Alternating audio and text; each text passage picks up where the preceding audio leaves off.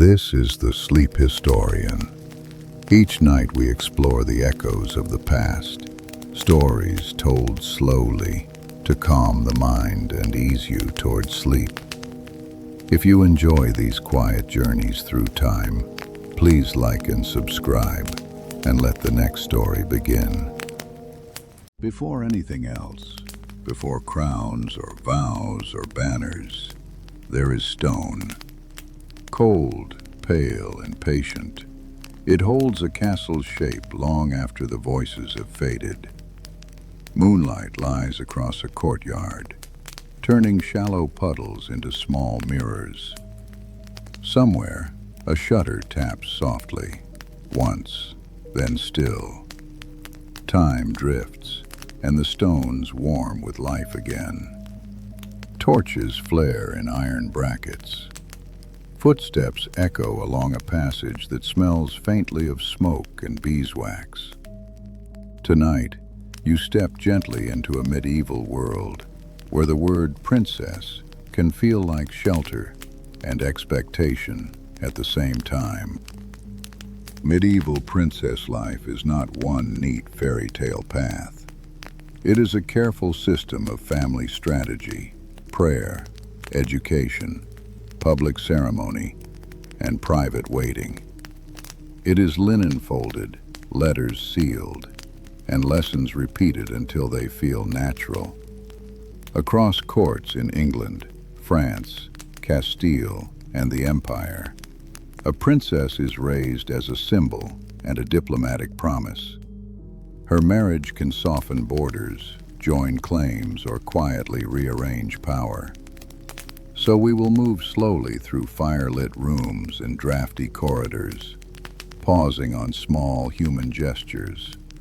A hand straightening a sleeve, a seal pressed into wax, a breath held, then released. Time settles in the early 1200s, inside a fortress that smells of damp stone and hearth smoke. You stand at a narrow window where the glass is uneven, full of tiny ripples. Outside, a pale winter sun sits low above bare trees. Behind you, a servant smooths a wool gown across a chest, pressing out creases with practiced palms. The fabric is heavy and warm, slightly rough at the wrist. Princess life begins as childhood inside an adult world. The household is busy, but the expectations are quiet. Even your stillness is noticed and gently shaped into a kind of training. In the nursery chamber, the world is softer, but never simple. Rushes on the floor hold the scent of dried herbs. A small fire murmurs, and a nurse hums under her breath as she rocks a cradle. You are watched constantly by women who care for you and by men who count what you represent. A steward pauses at the door with a wax tablet, murmuring numbers for bread, candles, and linen. A close-up. A warm cup is placed into your hands, and your fingers curl around it. Outside, the courtyard wakes. Inside, you learn that comfort and duty can share the same room.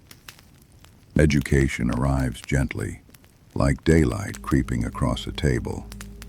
In a bright room, a tutor opens a prayer book. The pages are thick and slightly rough, smelling faintly of leather and dust. Latin words are spoken slowly, then repeated. Sometimes you hear French, sometimes a local tongue, sometimes the careful language of court. A quill scratches across parchment as you copy letters in uneven lines. A lady corrects your posture with a light touch at your shoulder. "Head up," she murmurs. A close-up. The ink shines wet for a moment before it dulls. Princess life is learning to be composed on purpose, long before you understand why. The chapel holds a different kind of quiet. Candlelight trembles across painted saints. Cold stone presses through your souls, and the air tastes faintly of incense. A priest's voice rises and falls in steady rhythm. You kneel on a cushion that has been used by many knees before yours. Somewhere behind, a child coughs, then is hushed. The sound of it feels very small in the wide space. For a princess, faith is comfort, but also a public language. It shows humility without surrendering status. A close-up. Your fingers move bead by bead along a rosary, counting time in the simplest way. Afternoons bring the practical work of becoming presentable. In a chamber warmed by a fire, a maid brushes your hair until it lies smooth. The bristles pull gently, and your scalp tingles. A basin of water reflects torchlight in soft, wavering shapes. Washing is careful and deliberate. Hands, face, neck, followed by fresh linen that feels cool at first, then warm. A seamstress checks a sleeve seam by touch, then nods. A close-up. A small pin rests on a cloth, sharp and bright, waiting. Princess life can look effortless from a distance. Up close, it is layers of care arranged around your appearance. Meals are lessons in public behavior. In the great hall, smoke drifts toward dark beams. The sound is a low blend of voices, bowls being set down, and knives tapping softly on wood. You sit where eyes naturally turn. Bread is torn, not bitten. You speak when invited, and listen more than you speak. A steward pours carefully, not spilling a drop. A close-up. Your napkin is folded once, then again, edges aligned. Food is never only food here. It is rank and ritual, favor and restraint. Princess life teaches you to look calm, even when you are tired, hungry, or uncertain. Some days bring the outside world close. In the courtyard, horses shift and snort, their breath white in cold air. Leather creaks. A falconer adjusts a glove and checks the jesses, moving with slow confidence. You may ride, depending on household and custom. Even then, the rules remain thick as a winter cloak. A groom offers a steady hand to help you mount. The saddle is high. The horse's warmth rises through leather and wool. A close-up. Your gloved fingers tighten on the reins, then relax. From the wall walk, guards watch the horizon. Princess life is sheltered, but never entirely separate from risk. Night narrows the castle into quieter spaces. Your chamber is draped to keep out drafts. The air smells of tallow and old wood. A small dog curls near the hearth, breathing slow and steady. A lady loosens the ties of your gown with careful hands. She places a ring into a small box and closes it with a soft click. Somewhere outside, an owl calls once. A close-up. Your palm rests on the coverlet, feeling embroidery under your fingertips. Privacy is rare here, even in sleep. Princess life is lived inside protection that can also feel like a gentle cage. Morning comes with bells. Frost glitters on courtyard stones, and servants move early with buckets and baskets. In the kitchen, fires flare, and the scent of porridge rises warm into the cold air. You dress with help. Shift, gown, veil, clasp checked twice. Then you are guided into the day's rhythm. Prayers, lessons, small audiences, careful appearances. The repetition is steady, almost soothing. A close-up. A wax seal softens over a flame and is pressed with a signet ring, leaving a crisp mark. Princess life is built from symbols maintained daily. The point is not only to be, but to be seen correctly, again and again. Letters carry the wider world into your hands. A messenger kneels and offers a packet tied with cord. The parchment feels cool and stiff. Ink sits dark and slightly raised on the page. A household clerk reads aloud. Alliances, disputes, marriages, debts, and rumors that may become facts. You learn place names like distant lanterns: Winchester, Poitiers, Toledo, Vienna. They glow in the mind, even if you never see them. A close-up. Your fingertip pauses at a name, as if listening for what is unsaid. Some princesses, like Blanche of Castile, were trained early for governance. Even as a girl, you learn that words can travel farther than you ever will. Etiquette is not decoration. It is a kind of armor. In a long room hung with tapestries, you practice greetings, seating order, and the exact tilt of the head for different ranks. A lady demonstrates how to offer a hand and how to withdraw it without seeming cold.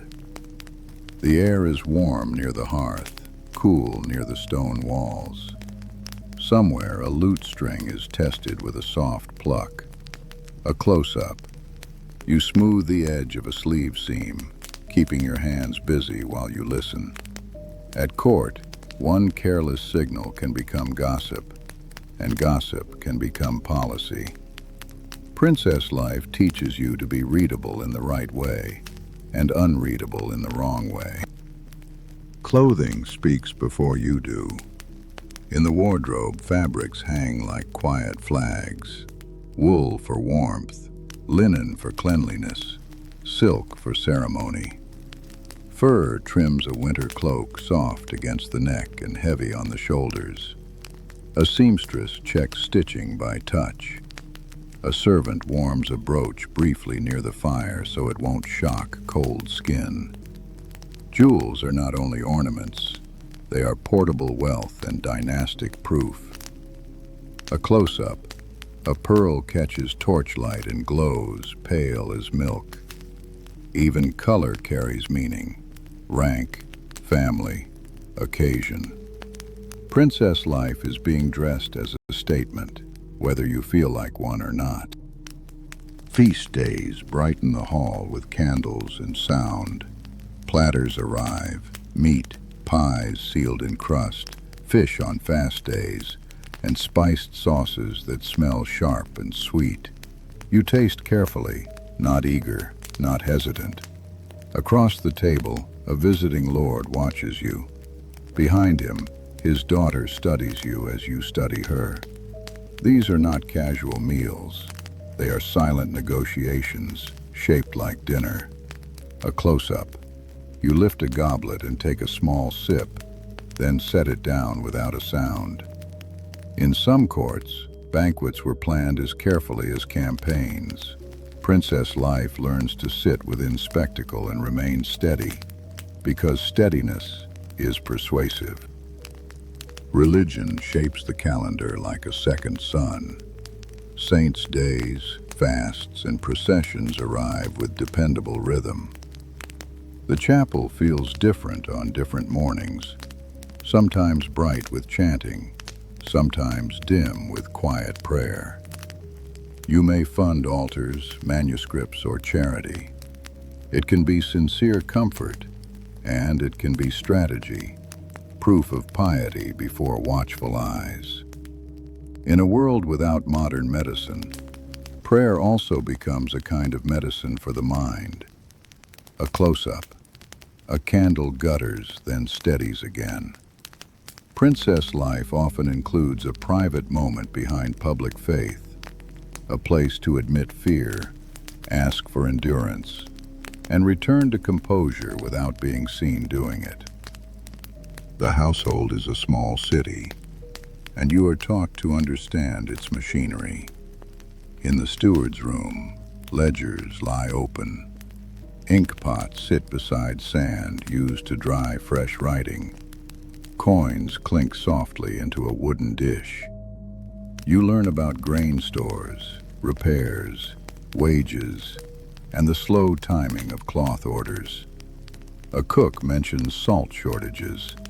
A stable master speaks of winter hoof rot. These details sound small, but they hold hundreds of lives together. A close-up. You flatten a curling ledger page with the side of your hand. Many noblewomen were trained in administration long before they ruled anything. Princess life is learning to supervise without insulting and to question without exposing weakness. Then comes the subject that approaches even when no one says it out loud: marriage. In a private chamber, an older woman adjusts your veil and speaks gently. Her tone is calm, but her hands are precise. You hear names tied to titles and territories. A proposal is described like a map. Peace here, trade there, protection against a rival. Ages vary across regions and centuries, but the pressure arrives early. A close-up. Red wax softens in a spoon above a flame, glossy and inevitable. Princess life is often a long preparation for this turning point. You nod because nodding is expected. Inside, the future feels enormous and strangely narrow at once. Departure day is cold and busy. The courtyard smells of damp straw and horse sweat. A cart creaks under chests bound with leather straps. Servants call to each other in low, practiced voices. You stand wrapped in a fur-lined cloak. Someone tightens the clasp and checks it twice. A priest offers a blessing. A brother tries to look brave and fails a little. The castle gate opens, and the familiar world begins to slide away. A close-up. Your gloved hand rests on the carriage window, feeling the vibration of wheels through wood. Princess life often includes leaving home without being asked if you are ready. The road ahead is diplomacy in motion, slow and irreversible. The road is not romantic. It is mud, rain, and long stops at toll gates. The carriage smells of wool, wax, and the faint sourness of travel. At night, inns can be noisy or quiet in the wrong way. Guards ride close. A lady in waiting keeps a small knife hidden. A clerk checks that marriage documents stay dry. You learn the rhythm of travel. Rise, ride, wait, sleep, repeat. A close-up. A servant shakes rain from a cloak, droplets scattering onto rushes like tiny beads. Princess life on the move is still princess life, watched, managed, and protected, yet always exposed to distance and chance. Arrival is a formal kind of shock. The new court smells different. Different smoke, different spices, different perfume. The language has a new rhythm. Even laughter lands differently. You are greeted with bows and carefully practiced smiles. Gifts are offered: fine cloth, a reliquary, perhaps a book of hours. Your titles are announced as if they are armor placed onto your shoulders. In an antechamber, your ladies adjust your gown and pin your hair tightly. A close-up. Your breath fogs in the cold corridor before you step into warmer rooms. Princess life becomes adaptation. You must learn new rules quickly, because mistakes here do not stay private. They echo through rumor and memory. The wedding day arrives like a staged sunrise. Bells ring. Candles burn bright even in daylight. The church floor is cold, and incense thickens the air into something soft and heavy. You walk slowly toward the altar. Everyone watches your steps. The groom waits, composed, a stranger made important by ceremony. Vows are spoken in careful words. A priest blesses the union. A ring slides onto your finger, cool at first, then warming to your skin. A close-up. The ring settles in place, a small circle with a large future. This is the central turning point for many princesses. Childhood ends not with a birthday, but with a public promise that reshapes every day afterward. After the ceremony, the hall fills with sound. Music drifts, bench legs scrape. The air warms with bodies and fire. You sit beside your husband beneath a canopy and accept toasts that arrive like a steady stream. You thank people you have never met.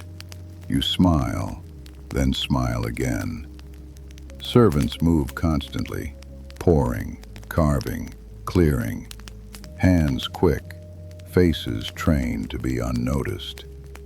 Somewhere a jester performs, and laughter rises on cue. A close-up. You lift a goblet, take a small sip, and set it down without spilling. Princess life after marriage becomes a public test. People watch for kindness, pride, intelligence, and fertility. Even your silence will be interpreted, so your calm must look effortless. Later, the feast ends, and the castle quiets. In your chamber, the fire is low. Wax drips slowly down a candle. A tapestry shifts with a draft from the corridor. A lady unpins your hair, and relief is physical, like a tight knot loosening. She folds your veil and places it in a chest with careful hands. Behind the door, the household waits for signs and outcomes no one speaks of directly. A close-up. Your fingers press lightly into embroidered thread on the coverlet.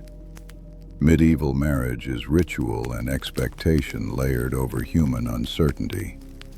Princess life here is not drama. It is pressure, steady and quiet, asking you to become the future in a body that can tire, fear, and still keep its face composed. In the months ahead, new routines settle into place. You learn servants' names and which courtiers matter. You learn which prayers belong to which season. The days fill with audiences where petitions are brought forward, requests for mercy, relief after harsh winters, disputes over boundary stones. You may act as an intercessor, softening decisions and offering charity. It is power shaped like gentleness. People watch for how you listen and how you respond. A close-up. You press your seal beside your husband's mark, two impressions set into wax.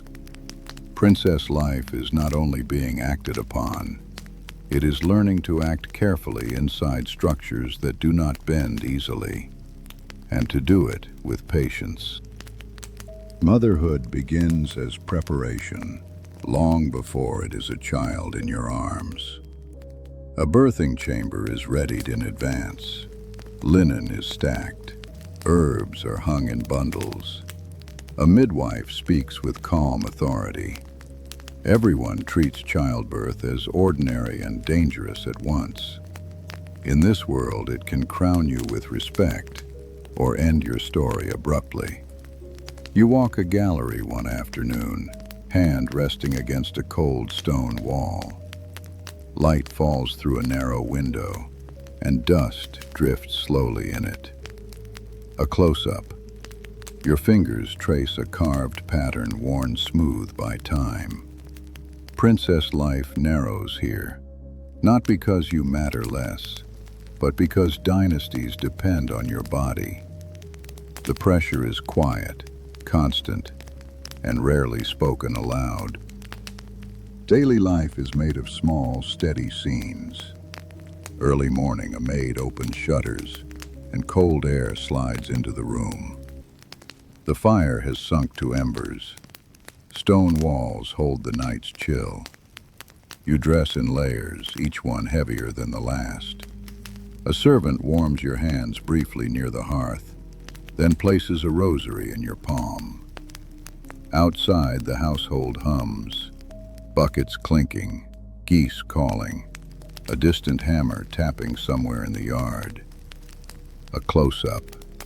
You tie a ribbon, pull it just tight enough, and tuck the end away. Princess life is often described as grand events. Much of it is this: preparedness, repetition, and the calm labor of appearing untroubled in public spaces that never truly belong to you. The women around you form a world within the court. Ladies in waiting sew, read, carry messages, and sometimes become your only real friends. Their gowns rustle softly as they move. Their hands are rarely idle. In a solar, light falls across embroidery hoops. Silk thread flashes as it catches the sun. A girl leans close to her work, tongue pressed lightly to her teeth in concentration. Someone else folds linen, corners aligned with quiet precision. A close-up. A needle slips through fabric with a tiny, comforting sound. Conversation is careful here. Sympathy may be offered with a touch at the wrist, rather than a speech. Princess life often keeps emotion inside these small gestures, because directness can be dangerous in a place where every word can be repeated. The wider court remains present like a landscape. Men in fur-trimmed cloaks pass in corridors that smell of leather, metal, and smoke. Tapestries show battles and saints, bright colors fading into dim light. You move through a hall where guards stand still, fingers resting on sword pommels, eyes lowered respectfully. A messenger bows and offers news. A priest mentions a dispute over church land. An ambassador smiles too warmly. A close-up. Your ring turns once on your finger as you listen, metal cool against skin. Princess life is lived under observation. Even when you do nothing, you are read. So you learn to keep your face calm, your words measured, and your attention sharp, as if listening for currents under still water. In the kitchens, the castle feels like a living machine. Heat gathers thickly near the hearths. Steam rises from pots. Knives chop in steady rhythm. Bread cools on racks, smelling warm and yeasty. You may not work here, but you supervise through officers. Feast budgets are approved. Alms are set aside for certain days. A cook bows slightly, waiting for a decision. A steward nods and makes a note, careful and quiet. A close-up. You taste a spoonful of broth, salt, herbs, and smoke, then give a small, precise nod. Princess life includes being a public face of stability. In a fragile economy, a bad harvest can make the Great Hall colder and the chapel fuller. Order must be maintained, even when the world outside feels uncertain. Entertainment is quieter than modern imagination suggests. A harp in a chamber, a story told by a traveling clerk, a game of tables, pieces clicking softly on wood. The light is candle warm and shadows move along ceiling beams. You sit with other women listening. Sometimes you laugh, sometimes you do not. Either choice can be noticed. A book of hours may rest in your lap, its painted margins dotted with tiny gold details. A close-up. A musician's fingertip presses a string, and the note quivers, then settles. Princess life offers beauty, but often controlled beauty. Measured, proper, safe. Too much joy can look careless. Too much sorrow can look weak. So you learn moderation, and you practice it until it seems natural. Health sits in the background like weather. Castles can be damp. Smoke lingers. Winters press hard. Clean water must be managed, and warmth is uneven from room to room. A physician might visit and speak of humors, hot, cold, wet, dry, offering advice on diet and rest. Women share remedies: honey, rosemary, warm wine, crushed fennel. You hear of fevers in towns and sickness in villages, the steady presence of illness in a world without antibiotics. A close-up. A maid warms a cloth and lays it gently on your forehead. Princess life includes looking calm while quietly preparing for fragility. Even comfort has edges. Even safety is temporary. So care becomes routine, small protections repeated daily against forces no one fully controls. Public ceremony returns again and again. You attend Mass in full view. You appear at a tournament. You stand on a balcony while petitions are read below. Torches crackle. Crowds shift like a low sea of faces. The jewelry is brighter on these days, the clothing heavier. Your smile must be steady, neither too warm nor too distant. A herald's voice echoes off stone. Children whisper, then are hushed. A close-up. You lift your hand in a small wave and feel a bracelet slide slightly down your wrist. Princess life here is symbolic work. People want reassurance that the world has order. They want to see that their rulers are stable and blessed. Your body becomes part of that reassurance, standing still while everyone else moves. Late at night, the castle calms. Corridors empty, fires dim. A guard's footsteps pass at regular intervals, then fade. Wind combs through trees beyond the walls, a steady hush. You sit for a moment with a small candle and a book. Wax smells faintly sweet. The flame leans with the draft. The day's voices settle into silence, and the room feels larger. A close-up. You smooth a page with the side of your hand, flattening curled parchment. Here the foreshadow is quiet. A death, a war, a succession dispute. Any of these can reshape the court overnight. Princess life is learning to live inside that uncertainty without letting it show. You let the candle burn lower and rest inside the careful calm of stone. In the deep calm of routine, time feels slow, almost dreamy.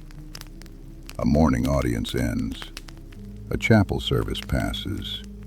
Meals arrive and leave. Then the afternoon stillness settles, and you feel the quiet weight of expectation. Rain beads on leaded glass and slides downward in uneven paths. A servant knits by the fire, needles clicking softly. Letters arrive more often now, each one carrying the faint scent of travel and urgency. Orders shift. Claims are argued. Alliances are tested. A close-up. Your fingertip traces a place name on an inked map, pausing as if listening. Princess life here is less about becoming and more about holding. Holding your household together. Holding your reputation steady. Holding peace between men who would rather test strength than patience. War approaches not with trumpets, but with preparation. In the courtyard, extra horses are saddled. A blacksmith's hammer rings, steady and dull. Messengers come more frequently, boots muddy, faces tight. You stand in a gallery above the yard, hands resting on the stone rail.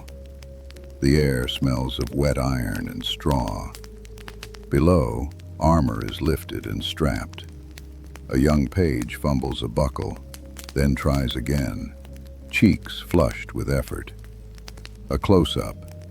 You watch a familiar knight tighten a strap at his shoulder, leather creaking softly. Princesses are often left behind when kings ride out. Sometimes you act as regent, sometimes simply as the visible center people look to. Princess life trains you to appear calm, even as you measure risk like a careful accountant counting winter grain. The council chamber feels warm, but the air is tense with ink, wool, and human breath. Candles cast soft circles of light across letters and rough maps. Men speak in careful phrases, weighing options as if weighing metal. You sit slightly apart, or beside your husband, depending on custom. A clerk scratches notes, then sprinkles sand to dry the ink. A sealed message is opened, and the wax breaks with a small crack. A close-up. You fold the corner of your sleeve between finger and thumb, a private anchor. News arrives. Rebellion. A rival claim. A city refusing taxes. The tone stays controlled. Serious, not loud. Princess life is learning that leadership can sound like calm instructions in a quiet room, and that calm can prevent panic from spreading. The nursery returns, but the stakes feel heavier. A child plays with a wooden figure on the floor, pushing it along a plank like a tiny cart. The room smells of milk, smoke, and clean linen. A nurse watches closely. A lady embroiders without looking up. You sit near the fire, warmth reaching your knees. The child laughs once, then grows quiet, absorbed in play. In a world where infant mortality is common, every ordinary day feels valuable. A close-up. Your hand brushes the child's hair once, then rests on your lap. Dynastic pressure lives here, under soft blankets and gentle voices. Princess life is learning to love within risk, to protect without showing fear, and to keep the household steady for a child who cannot understand why steadiness matters. Sometimes the turning point arrives as loss. A messenger appears with a face too careful. The corridor feels colder than it should. Torchlight flickers, and shadows seem longer. News is delivered. A father dead, a brother fallen, an ally gone. The castle does not change shape, but the court changes instantly. In the chapel, black cloth is hung. Candle smoke mixes with damp stone. A choir sings softly, steady as breathing. A close-up. Your thumb presses into a prayer bead until it leaves a faint mark. Princess life includes mourning as ritual and as real grief, braided together. You must appear human, but also strong. While you mourn, politics continues, impatient and practical, already asking what the absence will mean for succession and security. In the weeks that follow, you write more. Letters to relatives, letters to bishops, letters to nobles who must be soothed, persuaded, reminded of promises. The writing table is worn smooth where hands have rested for years. A servant holds a candle close enough to help, not close enough to risk flame. The quill catches slightly, then flows. Ink glistens, then dries dull. You choose words with care, like stepping stones across water. A close-up. You blot a line gently and lift the paper without smearing. This is power without spectacle. Seals, Contracts, dowries, oaths, and instructions carried by horse. Princess life often cannot command armies, but it can move networks. It can prevent alliances from snapping. It can hold a kingdom together by keeping people talking rather than fighting. The approaching crisis gathers like weather. Voices in corridors drop lower. Servants hurry, then slow themselves when you pass. Guards stand closer to doors. Ordinary sounds feel sharper. A latch clicking, a boot on stone, a distant dog barking once, then stopping. Outside, the river runs high, carrying foam and branches. A rider arrives, cloak soaked, and hands over a sealed message with a bow too quick. You read it in a private room. Troops are moving. A rival has been crowned. A city is threatened. A close-up. You set the letter down and align it with the table edge, as if order might spread. Princess life is learning controlled reaction. You cannot afford surprise to show on your face. Even when the inside of you shifts, the outside must remain steady, so everyone else stays steady too. Night falls, and the castle feels like a ship at sea, enclosed, isolated, surrounded by unseen forces. Torches burn lower, wind presses at shutters. The fire snaps once, then settles into quiet. You stand at a window. In the courtyard below, a lantern moves as someone crosses, light swinging gently. A guard calls a brief signal, then silence returns. Your palm rests against cold stone, grounding you in something older than fear. A close-up. You feel the roughness of the wall under your fingertips. This is deep calm before turning point. Not calm as in safety, but calm as in still water that hides current. You may soon be asked to flee, negotiate, endure siege, or send a child away. Princess life teaches you to prepare quietly, without alarms, because alarm helps no one. The turning point arrives in ordinary shapes. A gate opening, a messenger riding in, a council called at an unusual hour. The castle smells the same, smoke, wax, damp stone, but the feeling tightens. You move through corridors with your ladies close behind, skirts brushing the floor. Men speak in clipped phrases. Outside, rain taps the roof like quiet counting. A servant pours wine with hands that tremble slightly, then steady when he notices you watching. A close-up. Your chin lifts a fraction as you enter the room, a practiced signal of control. The crisis may be political. Your husband captured, a rival advancing, rebellion breaking open. Medieval princesses sometimes became sudden leaders in these moments, not by preference, but by necessity. Princess life has been training for this without ever naming it. Imagine you are made regent, even briefly. The council table is heavy, scarred by years of elbows and ink stains. Candles cast warm circles over maps and letters. The air is thick with damp wool and quiet urgency. A bishop speaks of legitimacy. A noble argues for force.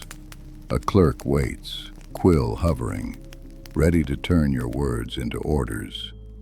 You sit straight, hands folded so they reveal nothing. Your voice stays calm. A close-up. You tap the edge of your signet ring once against the wood. A tiny sound that brings the room back to silence. You give instructions. Guards to the gate, grain counted, messages sent. Princess life becomes useful here. Etiquette becomes authority. Household knowledge becomes logistics. Calm becomes leadership. The kingdom, fragile as it is, leans on your steadiness. The crisis may demand movement. In a dim chamber, a chest is packed quickly. Linen, a small book, a reliquary, letters tied with cord. The air smells of wet wool and candle smoke. Hooves sound in the yard below, sharp on stone. You wrap your child in a cloak and hold them close, feeling their warmth through the layers. Guards wait at the gate. A cart creaks. A servant's eyes shine with fear they do not speak. A close-up. Your thumb brushes the child's cheek once, slow and reassuring. Royal children were sometimes sent to safer castles, monasteries, or allied courts.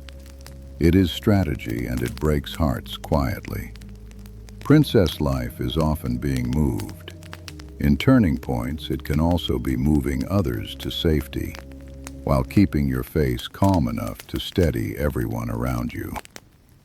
Eventually, the crisis resolves in some form, through negotiation, defeat, marriage, or death. The medieval world rarely offers clean endings. It offers outcomes that leave rough edges. In a chapel, a mass is held, thanksgiving or funeral, sometimes hard to tell by the sound alone. Candles burn, stone stays cold. People kneel, then rise, then kneel again, as if repetition can smooth grief and fear into something manageable. A close-up. You lift a cloth to your mouth briefly, hiding a breath and a thought. This is where reflection begins. The rules you lived under were never only social rules. They were survival rules for a ruling class trying to keep land, lineage, and power intact. Princess life means your choices ripple outward. Taxes, protection, war, relief. Even restraint becomes a decision. Time drifts forward into legacy. Perhaps your child grows into a ruler. Perhaps another marriage ties your line to a distant court. Perhaps the succession holds or breaks, and the story changes shape. In quieter years, you patronize a monastery or commission a chapel. Stone is cut, carpenters work. The smell of fresh wood mixes with damp earth. A scribe illuminates a manuscript, painting gold into a margin with a tiny brush. A close-up. You watch the brush touch the page, and the gold catches light like a small sunrise. This kind of legacy is common. Charity, books, buildings, institutions that outlast quarrels. Princess life can leave solid things behind, not only heirs. Something that continues helping people when banners have changed and names have faded. Now the camera steps back farther. We can name famous princesses and queens, women who shaped courts, treaties, and wars. But most princess lives survive in quieter records. Household accounts, dowry lists, letters, chapel donations, tomb inscriptions. You walk a stone passage at dusk. Torchlight is soft. The air is cool. A servant passes with folded linen, nodding without stopping. Somewhere, keys clink lightly at a steward's belt as he turns a corner. A close-up. You hear that faint clink and feel how much of life is held in small sounds. Princess life was often constraint. It could also be influence that moved quietly, through relationships, patience, and responsibility. Not constant misery, not constant luxury. Something complicated and human, shaped by systems larger than any one person. Toward the end of life, the world narrows again. The great hall feels louder than it used to. Stone feels colder. Feasts feel longer. You spend more time in rooms with softer light and fewer eyes. A confessor visits. A physician offers gentle advice. A lady who has served you for years folds your shawl carefully and sets it within reach. Outside, the household continues its routines without pause. A close-up. Your hand rests on the window ledge, feeling chill stone and a small roughness. Some noble women retired to religious houses or lived in dower estates, managing lands and patronage. Others stayed close to power. Princess life, in memory, can look like a simple line. In reality, it is textured. Friendship, boredom, fear, pride, loneliness, moments of laughter, moments of sharp clarity. The rules remain, like the walls, shaping you, protecting you, limiting you. Step back and look at the whole arc. A girl raised under watchful eyes. A young woman moved across borders. A wife expected to embody peace. A mother carrying dynastic hope in her body and reputation. A leader sometimes when crisis demanded it. The medieval princess is not a glittering figure on a tapestry. She is a person living inside systems, feudal obligation, church authority, family ambition, the fragile realities of harvest and war. A close-up. A single candle burns low on a table, flame leaning, then steadying. This is what it was really like. Not constant drama, not constant romance, but a steady life of performance and responsibility. Choices existed, but inside narrow corridors. Calmness was not only personality, it was a skill, learned for survival, practiced until it looked like nature. Time drifts onward. Stone remains. Footsteps fade. The story settles into the larger quiet of history. Let your thoughts drift through the rooms you have seen. The nursery with its warm hearth. The chapel with incense and candlelight. The hall where etiquette became a language. The writing desk where a seal turned decisions into fact. Hold the small human moments. A sleeve smoothed flat. A ring warming on a finger. A child's hair brushed once in passing. A letter set down carefully because panic would help no one. A close-up. Wax cooling on parchment, dulling from shine to calm. Let it all move like a slow tide, duty rising, then receding, until the scenes soften at the edges. Imagine the castle at night again, torches dim, wind tapping a shutter, stone holding the last warmth of fire. The medieval world does not need to be loud to be real. It can be steady, soft, and far away. Return now to your own room. The air around you is familiar. The sounds are small, perhaps a distant hum, a settling creak, the steady rhythm of your breath.